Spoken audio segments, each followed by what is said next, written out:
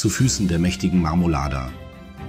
Die Wanderung über den Bindelweg im Trentino-Fassatal ist synonym für spektakuläre Ausblicke auf die Dolomiten. Der Weg beginnt als einfacher Spazierweg für die ganze Familie, entpuppt sich aber später als richtig schöner Wandersteig.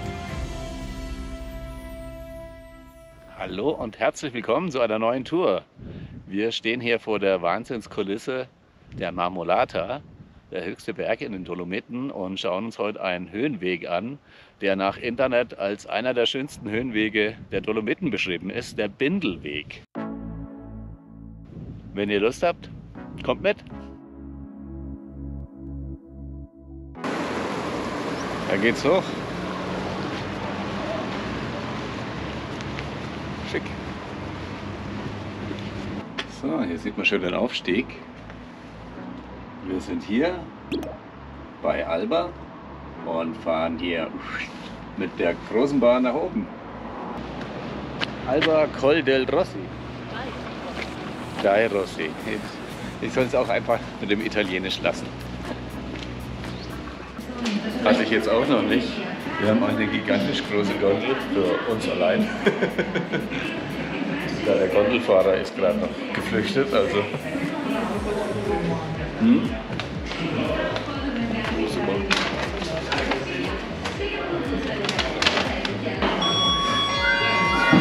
Also wir sind wirklich die Einzigen und es geht los. Einen singenden Italiener haben wir noch dabei.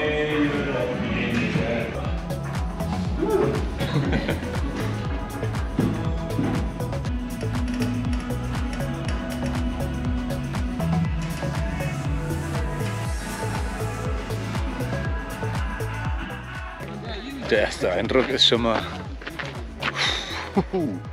Also. Zum Glück können wir uns hier erstmal orientieren. Boah, was für ein Massiv. Also man braucht, glaube ich, erstmal ein paar Minuten, also ich zumindest, um anzukommen in dieser Bergwelt. Das habe ich jetzt auch noch nie auf einem Wanderweg gesehen. Schild für die Fahrradfahrer und die Reiter, weil der Weg hier sowohl für Wanderer, Biker und Reiter zugänglich ist. Man kann schon aus der Ferne sehen, dass das ein sehr, sehr breiter Weg ist. Das hat schon eher Straßencharakter. Ja, dann starten wir doch auch mal.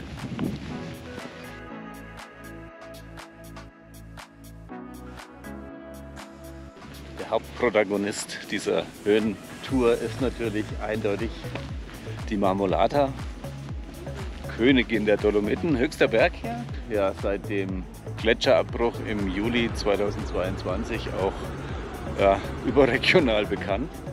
11 Tote gab es. Von hier aus sieht man den Gletscherabbruch noch nicht so gut. Wir werden ihn nachher vom Gegenüber noch sehen, wo das passiert ist. Wir machen einen kleinen Abstecher Richtung Passo Pordoi. Das ist der höchste befahrbare Pass in den Dolomiten mit 2300 Metern. Und der Ausblick der Langhofe traumhaft. Skigebiete im Sommer. Ja, scheint irgendwie zum Pflichtprogramm zu gehören, darüber zum Pass zu gehen. Ja, das ist eine Passstraße mit großem Parkplatz dann davor und ja, so SB-Restaurant, was man da halt auf den Pässen so hat.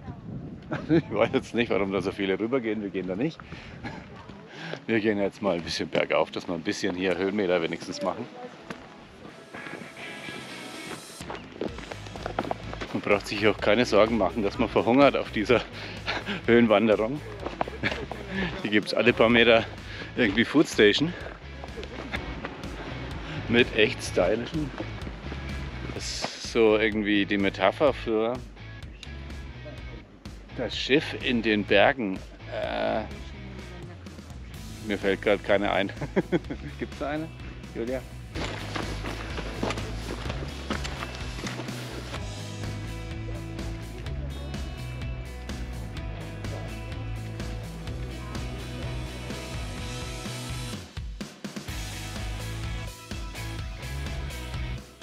Also der Weg hier schon schön in diese Berglandschaft eingelassen, muss man sagen. War früher mal ein Handelsweg, habe ich gelesen, den ein Bergführer Bindel dann wieder begehbar gemacht hat. Deswegen heißt er auch Bindelweg auf Deutsch. Italienisch heißt, ich schreibe es unten rein.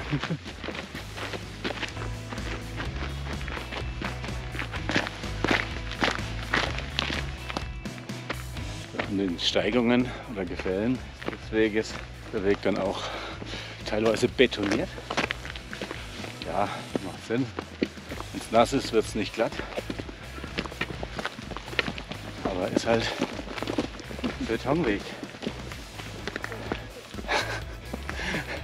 Und man sieht schön, irgendein Mountainbiker hat sich nicht an die Absperrung gehalten und ist gleich nach dem Betonieren drüber gefahren. Hat sich hier verewigt für die nächsten Jahrzehnte.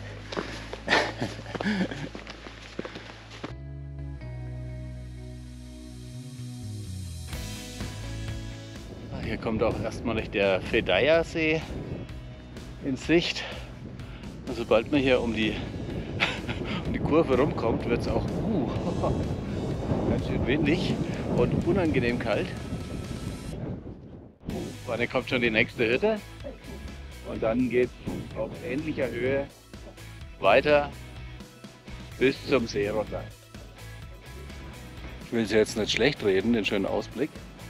Der See schaut hier von hier oben wirklich schöner aus als von unten. Wir sind ja jetzt schon quasi auch mehrfach dran vorbeigefahren zu unseren Touren.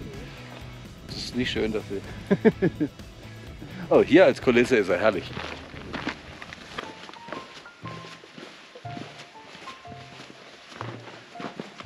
Wie man vielleicht schon merken kann, wird es jetzt sicherlich nicht unsere Lieblingswanderung in den Dolomiten werden, hier dieser Höhenweg.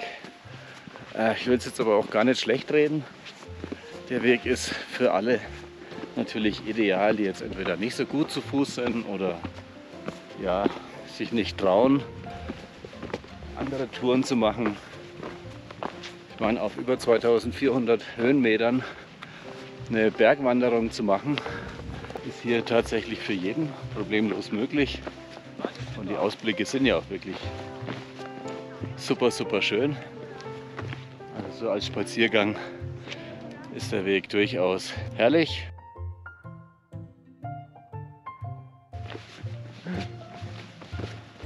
So, kommt hier vorbei an der Bindelweghütte.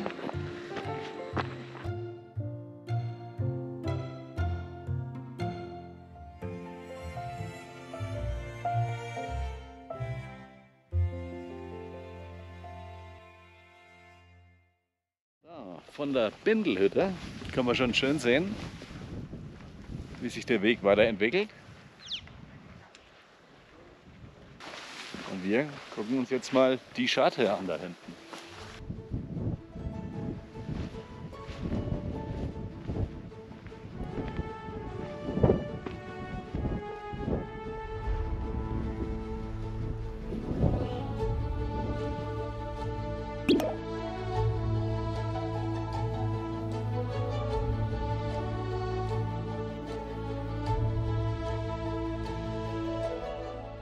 Wir sind gerade an einem begehrten Fotopoint. Ich glaube, da warten schon ein paar drauf, bis wir hier verschwinden. Ist aber auch mit der schönste Platz hier. Was machen denn die? So, Hand. Also Moment, das brauchen wir mal. Der ist ja... Ja, das sind die Fotos, die man braucht. Komm, das machen wir jetzt auch mal. Julia, du machst einen Handstand da drüben und ich filme dich. Ach komm. Aber er traut sich. Ja, traut sich.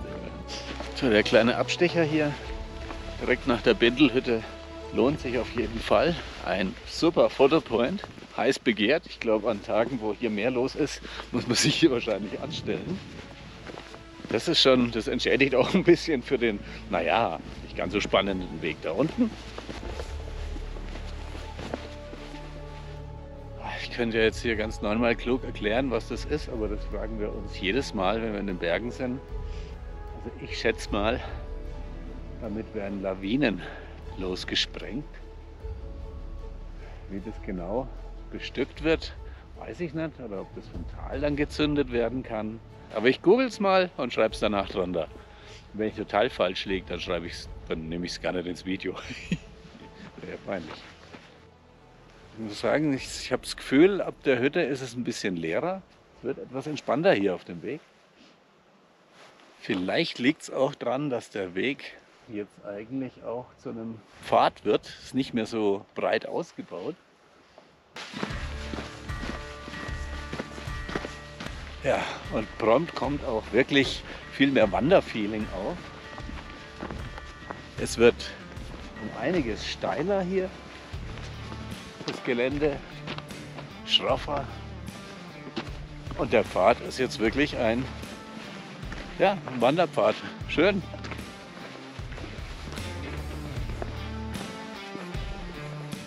Oh, jetzt hat es plötzlich Bergfeeling hier.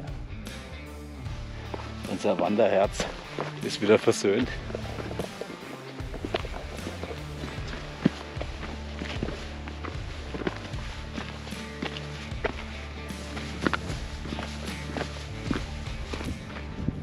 Hier sieht man jetzt auch relativ deutlich den Gletscherabbruch, als und 11 Menschen begraben hat. Schaut von hier relativ harmlos aus, aber war nicht so.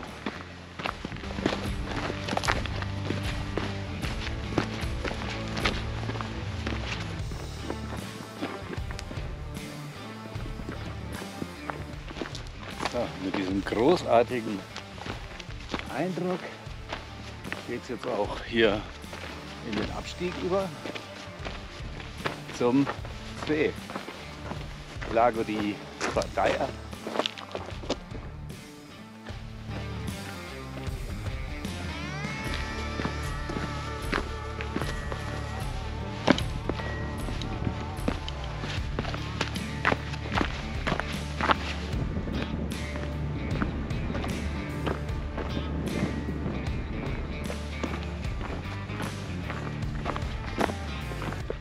Jetzt bin ich aber baff. Jetzt kommt hier sogar eine ausgesetzte Stelle mit Stahlseil.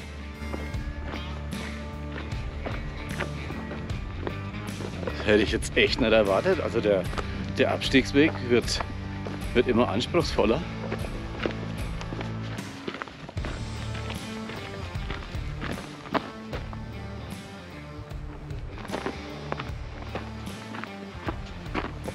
Also wenn man sowas noch nie gemacht hat. Dann mit der Bahn hochfährt und denkt, man geht gemütlich den Weg. Und nach der Hütte merkt man gar nicht, dass der Weg immer schmaler wird. Da steht man plötzlich hier.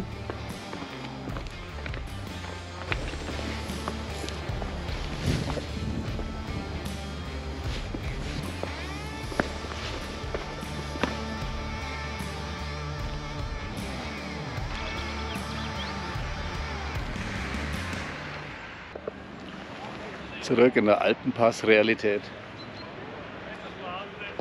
Also wir sind jetzt gerade den 601 runtergekommen und mein Italienisch ist zwar jetzt nicht so dolle, aber Cent Alpinistico per Esperti heißt bestimmt schwieriger Weg da hoch. Ja, oben stand übrigens kein Schild, wegen dass es schwierig sei. Das war der Bindelweg also. Ich glaube, man hat gesehen, im ersten Wegabschnitt bis zur Hütte fanden wir es als Wanderweg nicht schön, klar, tolles Panorama für jeden leicht zu gehen, aber kein Wanderweg. Im zweiten Teil hat sich das schlagartig verändert und der Abstieg war jetzt tatsächlich sogar anspruchsvoll, hätte ich nie gedacht. Ich glaube, da sind schon etliche Leute gestanden und haben blöd geguckt, zu Recht. In Summe muss ich sagen, klasse Panorama, der Weg steigert sich, wird immer schöner, mit einem recht spannenden Abstieg sogar noch. Herrlich. Daumen hoch. Wenn es euch gefallen hat, freuen wir uns über einen Daumen nach oben und schaut gerne wieder mal auf unserem Kanal vorbei.